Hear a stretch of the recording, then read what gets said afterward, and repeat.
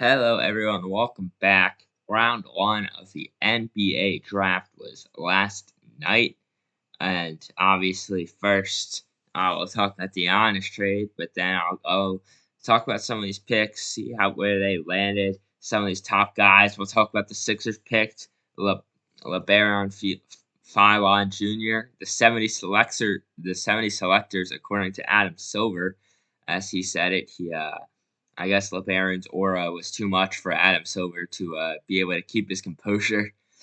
Um, but first, let's talk about the Giannis trade. So a lot of people were talking about the the Heat got scammed, or that the Bucks got scammed. But I actually think that they had a good haul for Giannis, right? Because obviously the Heat got Giannis and Bobby Portis. Bobby Portis had to be part of the trade as he had a bigger contract, so it just made it work out.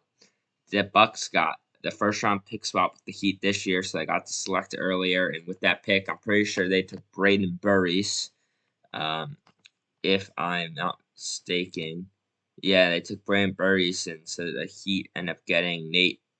Or no, they took Braden Burries, and they got Nate Ament at 13, and they also have two more, I think, first round picks, and if like what a second round pick as well from that trade.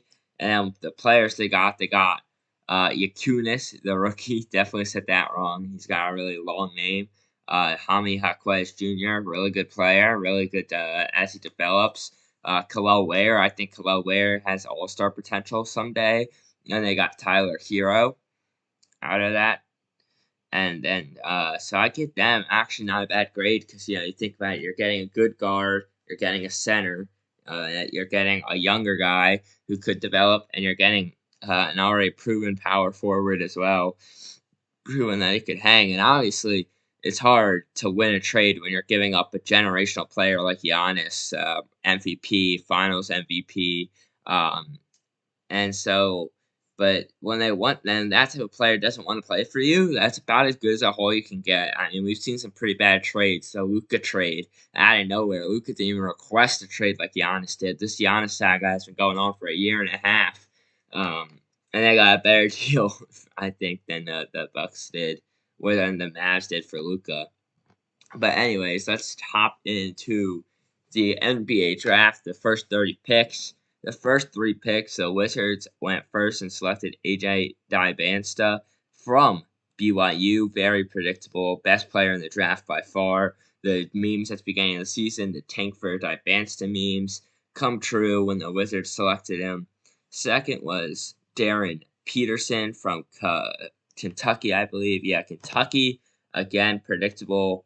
And then third, Cam Boucher from Duke. I think Boucher's going to end up being better than Peterson, but I think these top three guys really separated themselves from everyone else in this class very early on in their college seasons.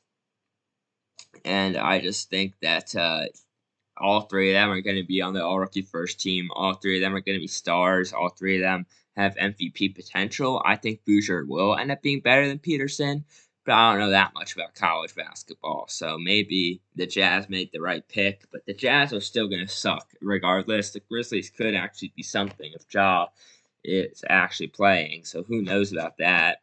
Caleb Wilson goes fourth. I think he's a good player. I'm pretty sure he's older though. And then we just make our way down the line. Some better picks. I think the Kings got a nice steal with Darius Acuff. I think the Nets should have picked him, or the Clippers or Nets would have got a better player. They both picked Kean Wagler to the Clippers and Mikael Brown Jr. to the Nets. Both maybe fit their schemes better as I see it, but Darius Acuff is one of the best guards in this class. It's not close. I think they got a good pick. I think the Mavs absolutely whiffed on Morez Johnson Jr. from Michigan. They obviously just hired a Michigan guy, but there's better Michigan players on the board than Morez Johnson Jr. Ade Mara and Yaxel Lendenborg were still on the board at this point. I think the Wizards got a steal with Yaxel. I think he'll be good. The Bucks getting Braden Burries from that trade at 10. I think that's a good move for them. I think Braden Burries will end up being really good in the league. He's Arizona. He was really good, and then you make your way down the line. I did some research on LeBaron Philon, who went to the Sixers. Now, LeBaron Philon is a guard, so yes, if you're being technical, the Sixers traded a guard in Jared McCain for this pick to then take a guard. That's I think would be better than Jared McCain. I don't think the trade is sensible at that point. And obviously, the same guy who made the trade was not the guy who made this pick. This is not where I would have gone with this pick, but I also am the guy who was complaining that we took VJ Edgecombe over Ace Bailey last year. So maybe it will work out. I think we should have took Sinak, who unfortunately ended up in Boston. That's a nightmare situation. The guy I wanted to be a Sixer was a Celtic. Terrible, terrible, terrible. Kind of like when the Sixers had the opportunity to get Tatum all those years ago and did not. They also had the opportunity to get Brown all those years ago and did not. I hope he doesn't end up like that because I think he's going to be really good. I also think LeBaron Philon will be good. I mean, you look at his numbers. Freshman year in Alabama, 10 points, 45%, 31% from three, 4 assists a game.